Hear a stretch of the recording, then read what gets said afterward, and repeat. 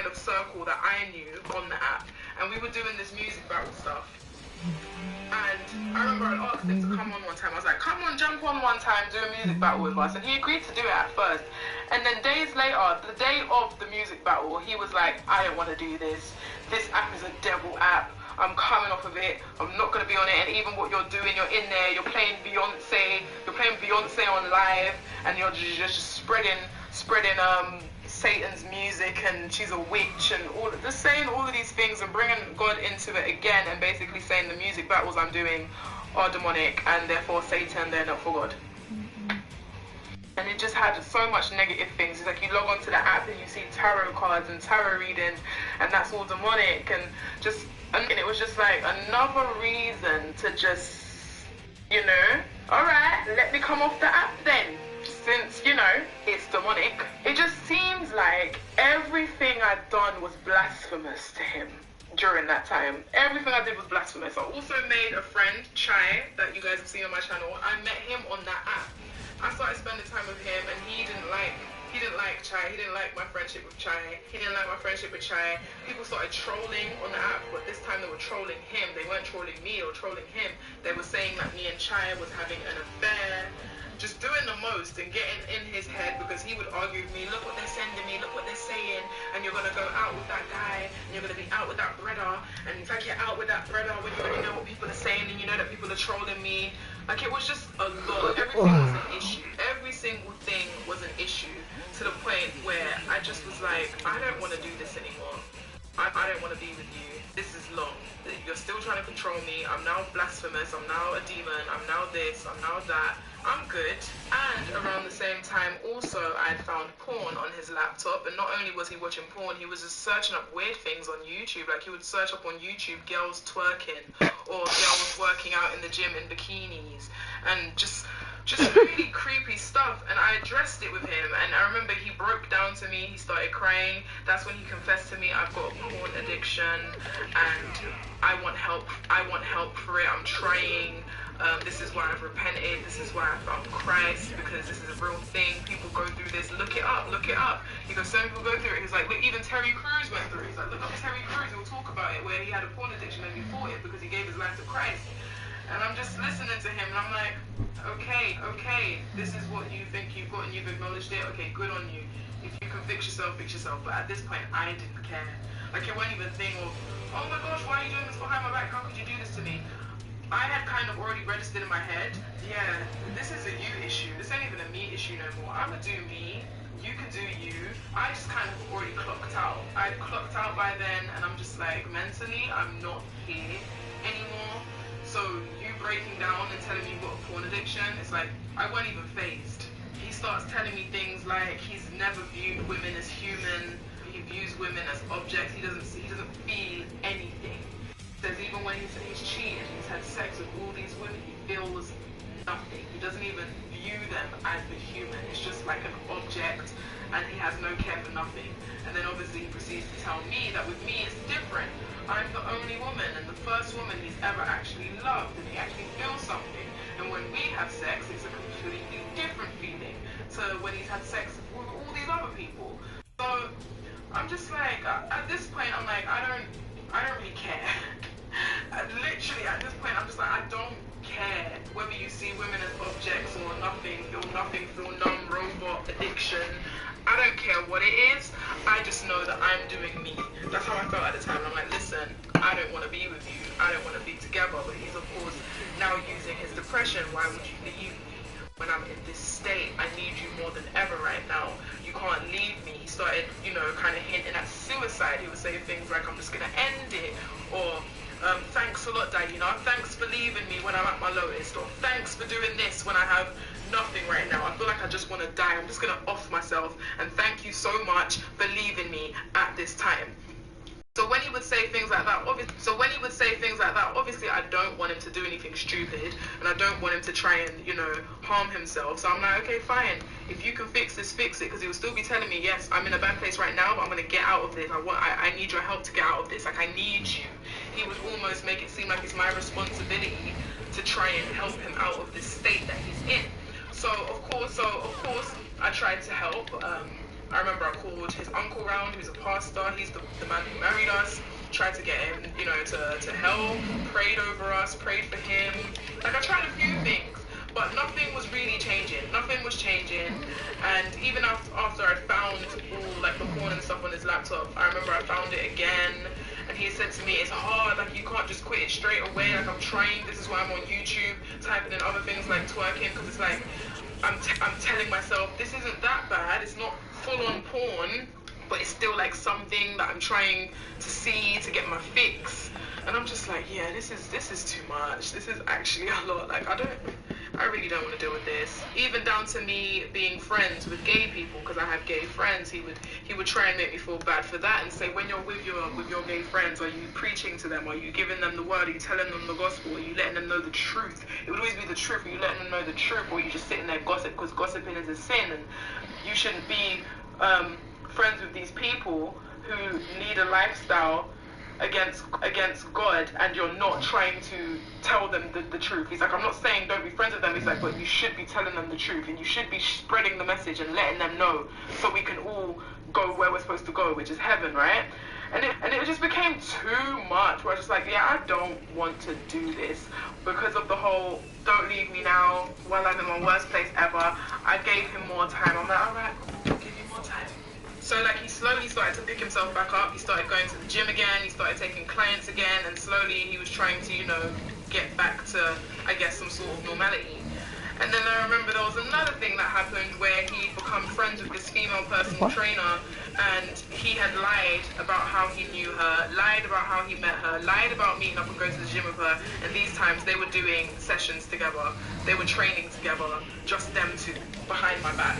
And I ended up finding out, and he said, oh, I didn't tell you because I knew how you would be. What the I was trying to avoid anything, but I'm telling you now, nothing's happened. We're just friends. I just feel like I can't be normal. I feel like I can't make a new gym buddy or a new workout buddy and without you thinking something, or without it being a big deal. He's like, if it was a guy, if it was a man that had gone and made my gym buddy, that wouldn't have been a problem. Because she's a female, I knew that it would be an issue. That's why I didn't tell you, but I promise you, there's nothing going on, and I want you to meet her, and blah, blah, blah. I'm like, that's all fine and dandy, but you lied. You lied about knowing her. You lied about how you met her. You lied about the fact that you guys are doing training sessions behind my back. It's just all lying. But at this point, I weren't even like angry, arguing and saying no. I'm just like, do your thing. At this stage, I feel like, do your thing. Do whatever you want to do. Talk to whoever you want. At this time, I didn't have enough. Talk to whoever you want. At this time, I didn't have none of his passwords. I didn't want them. I was at a place where I felt like, if he's going to cheat again, I'm going to find out regardless. And he's going to do it regardless. It don't matter what passwords I have. It don't matter where I tell him not to go or try and control certain situations if he don't. I was like, I don't want to. I was like, if I have to do all of that to get a man to not cheat on me, I don't even want to be with you. So if you're going to do it so I can find out and I can be done with this. Because you're over here begging me and you're over here acting like you want to change and do all of this, but you're still lying to me. You're still doing silly things. You're still, like, do you know what I mean? So during that point in my life, I just felt like, do whatever you want. Be you. Be exactly who you are, because I'm going to see it and I'm going to find out regardless. And I don't want to control or disrupt you. I'm going to listen, if it's cheating you want to do, I'm going to let you cheat in peace. Because I promise you, when I find out, and I will find out, there's no more begging you can do after that point. It's like I've taken you back twice now after big infidelity. So again, what would be the reason now? I didn't care to see and check up what he was doing. I genuinely didn't care. When I got to that point of genuinely not caring what he was doing, who he was talking to, where he was going, I knew I was done. I knew I was done from then. But I still stayed with him because obviously he was begging me to stay. I still stayed, but I knew in my head I was gone. Oh God! It was literally just his depression. Oh God! So now it gets to a point where my niece, Aaliyah, she is in a situation where she can go to foster care. She had no other family members that can step in for her but me. I didn't want my niece to go to foster care, not at all. And neither did he. We had a long discussion about it. He obviously knew I want to take my niece in. We had looked after her and babysat her before all of this happened. So he'd been around her. He was familiar with her. He loved her. It's our little baby niece. So when it got to that, we had a discussion and he was for it. He was completely supportive of it. I told him, listen, regardless, I didn't even ask him, is it okay to take my niece in. I told him I'm taking my niece in. At this point, you have no say in anything I do in my life because I already don't want to be with you. So you have no say in anything I do. So I told him I'm taking my niece in. I will be looking after her. And like, okay, what's your response kind of thing? Because it's going to happen regardless. But he was here for it. He was willing to support me. He wanted to support me. He didn't want Aaliyah to go to foster care either, so he was for it. We ended up starting the process of becoming her legal guardians together. We were both filling out the paperwork. We were both doing the meetings. We were both being assessed, both of us. As a married couple, we were being assessed to have my niece. So while all these assessments are going on, we're still fixing us. He's trying to fix us, and he's saying now more than ever that Aaliyah's going to come to live with us.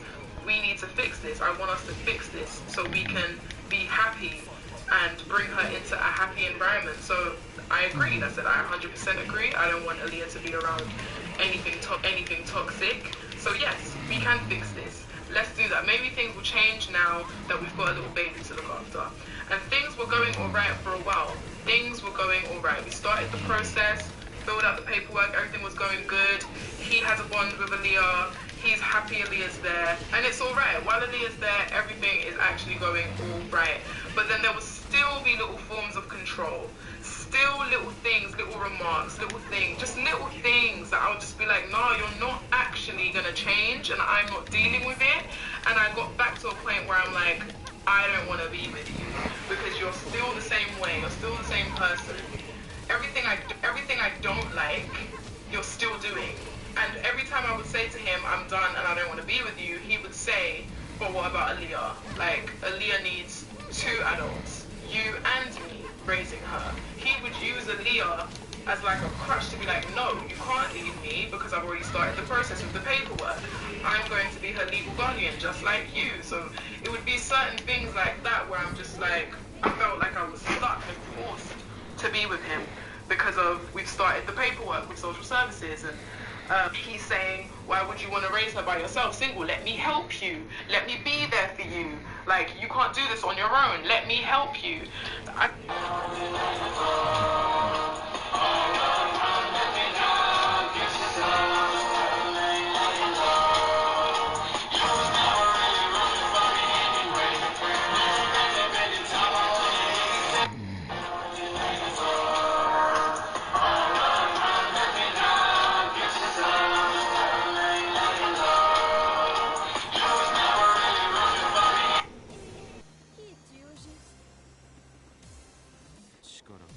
On your own, let me help you.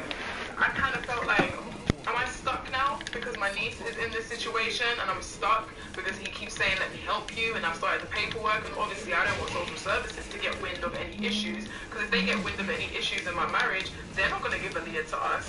Why would social services give a child to some dysfunctional, toxic couple?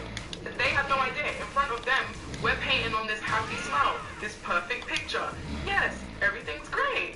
When I know it's not. Of course it weren't all bad. There was good moments while Aaliyah was there. But then there were also still our issues. Our issues were still there, regardless. So it got to a point where we were arguing in the house. And not even so much me arguing. I was telling him I didn't want to be with him. I didn't want to be with him. And he just kept on trying different methods every day to get me to stay with him. It was the same things as before. It was the crying.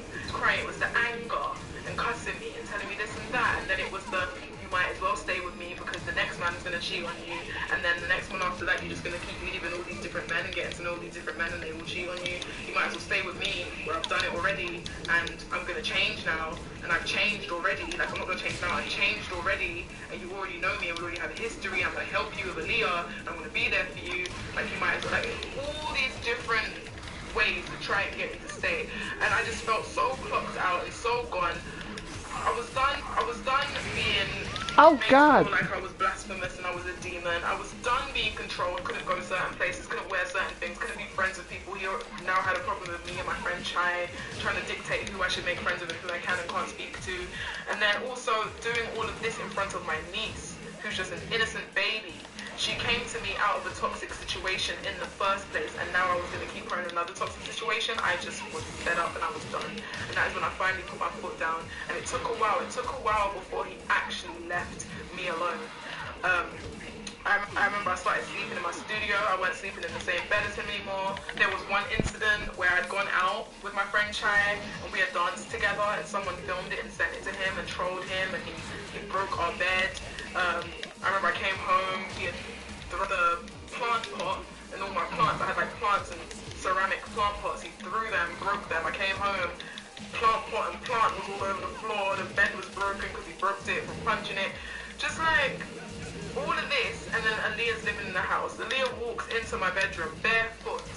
She could cut her foot on flipping plant pot. It was just like little things kept on happening where I was just like, I'm done. I'm not putting myself or Aaliyah through this any longer. And that is when I said to him, I'm done. I want a divorce. I don't want you. It's over. Leave me alone. And of course he didn't leave me alone. He didn't leave me alone. So he lived in the house for months where I told him we're separated, we're done, you know. But he would come into the studio where I was staying every day and try a different method to get me to forgive him, or to get me to give him another chance. And I just wasn't having it. I would listen to him. Sometimes I'm like, yeah. Just to get whatever he would say to me and whatever method he would try to get me to reconsider ending our marriage, I just wasn't having it. I knew within myself and in my head I was done, but I was leading him on to believe that we were going to fix it, and we could fix it. And the only reason I was leading him on is because of the situation with my niece. I knew we were going through a whole social services court situation. Paperwork had already been filled out. They were assessing us as a couple. I didn't want to ruin that. I didn't want to jeopardize my niece's future. I didn't want to risk her going into care. I didn't want to. So I made him believe that yes, we can work on it. But I knew in my head I was done. So to be honest, the tables are kind of turned. The same way when I was in his parents' house begging and fighting for the relationship and the marriage, and he just kept on telling me no. The tables had now turned. I kept on telling him no, and he just kept begging to try and fight for the marriage. Only difference now is we had a baby in the house, my niece, and we had social services in and out of our house also. So at one point he realized I was really serious about separating and divorcing, that he had threatened me now and said that he wasn't going to cooperate with social services anymore. He wasn't going to take any of the meetings. He wasn't going to be there when they came and did their visits. He wasn't, like, he's not picking up the phone to nobody. Like, you need to go and tell them that we're not together and they need to now reconsider what they're going to do about Aaliyah. And I just felt like at that point, how could you be so evil? Like, you think you're punishing me, but you're punishing an innocent child. When he would do things like that, I was like, okay, fine, yes, we can work on it, yes. That situation happened a few times to the point where I just felt like you're not going to keep using my niece over me to get what you want, because that's what it started to feel like. Every time he wasn't getting what he wanted or things wasn't going his way, he would use that, because he knew that is where it affected me. He knew how much I wanted things to go smoothly with this, and him trying to jeopardize it got me to do what he wanted me to do. Until I got to a point where I was like, do you know what? I'm not doing this anymore. I'm going to tell social myself. And I remember one time he was texting me. We had a meeting because by now he had moved out. He'd moved out. It got to a point where he was like, if we're not going to be together, I can't live with you. I can't be around you. Even though when we was at his parents' house, he was saying, yeah, I don't want to be with you, but I'm not going to kick you out. You can still stay here. We can live with each other until we both get on our feet, and then we amicably leave. This time, because I didn't want him, there was no live together until we can leave. Because obviously we had a lease, and the lease was like, my name went on the lease, but I was still respecting the lease. I'm like, we've got a lease, we've already started the process with my niece in this address, so let's ride it out till the lease is over, and then we can go our separate ways. That's what I said to him. I suggested we stay here till the lease is up. Hopefully by then, there was supposed to be a decision about my niece's permanent residence. We were supposed to have a decision about my niece in May.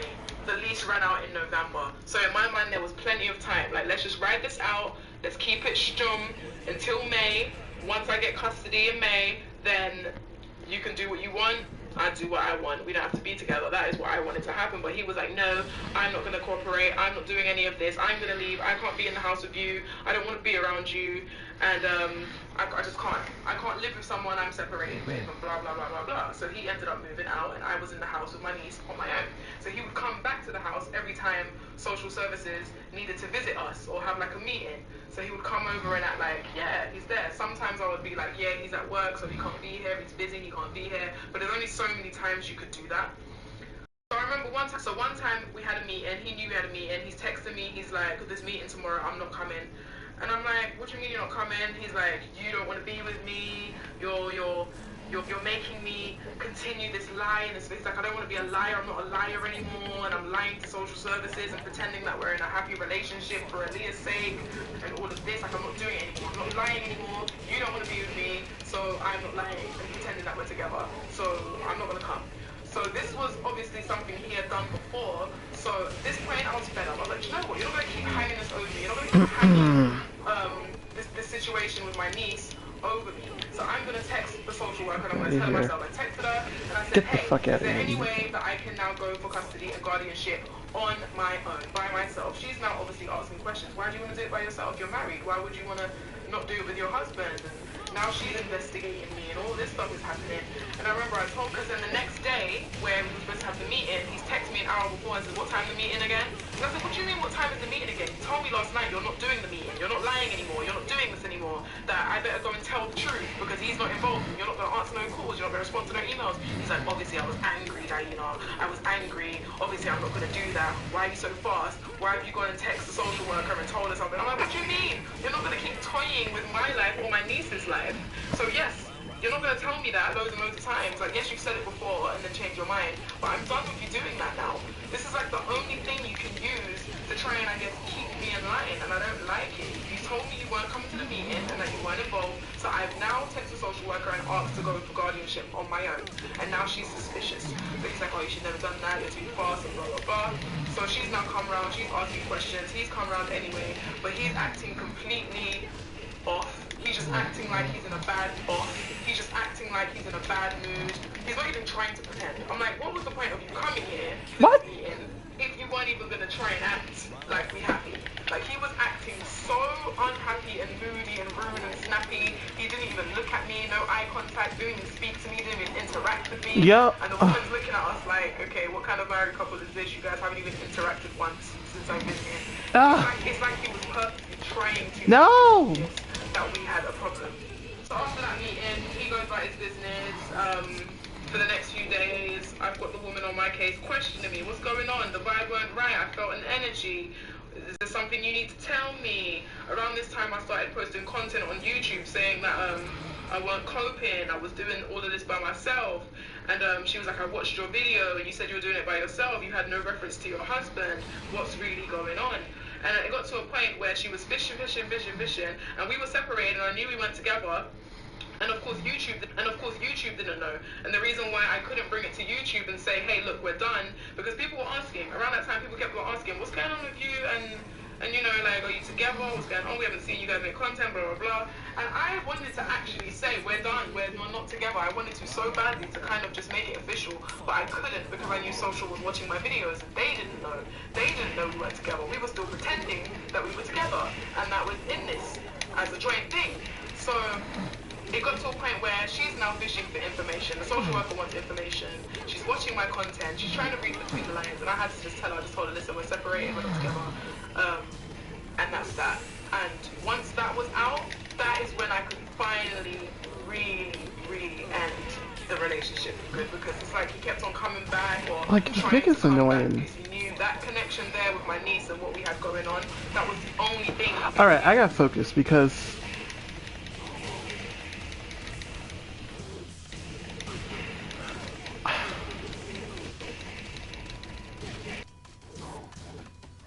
bro, you're pissing me off.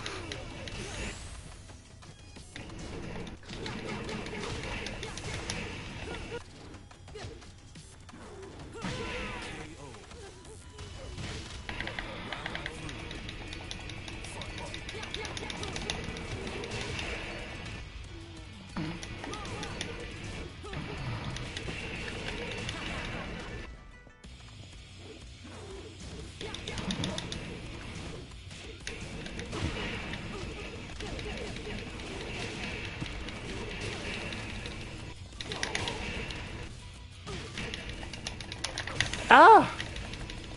Like, I just want to win! Like, what the fuck, you nigga?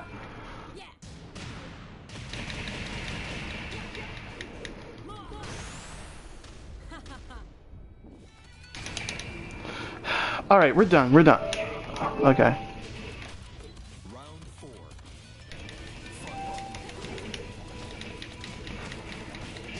I'm about to leave. Like, bye. You're not gonna keep doing this shit to me.